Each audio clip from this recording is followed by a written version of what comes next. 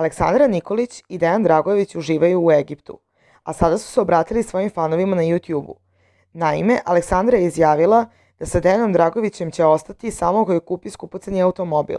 Kako sama kaže, mesecima trpi njegovu nervozu i smatra da je to zaslužila. Postavila sam Dejanu nekoliko uslova ako misli da ostanemo u vezi.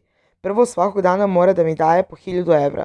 Pored toga, voljela bih da mi kupi BMW X6, jer mislim da baš ide uz mene. Pošto mesecima trpim njegovu nervozu, smatram da sam sve to zaslužila, rekla je starleta i dodala da je sa dečkom napravila plan za budućnost. Dejan je najavio da će uskoro da snimi pesmu.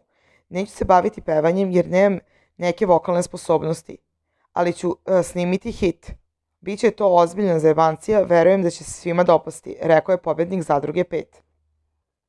Deki i ja želimo da postanemo milioneri. Sad na koji način to ćemo da ostvarimo, vidjet ćete. Uživo na YouTube uključio se Dejan Dragojević, ispričao da su Egipćani bacili oko na Alex. Sviđa im se što je lepa i plava, nudili su mi 7 kamila za Alex. Možda je i prodam i zaradim pare za taj BMW. Pobednik Zadruge 5 potom se požalio da im je na odmoru mnogo dosadilo. Nikad više neću da idem iz Srbije, hrana je užasna, sve je prljavo.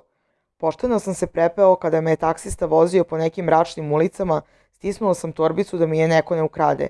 Egipćani su naporni, stalno nas vuku za ruku. Alex bi još da se cenka sa njima, kazao je on.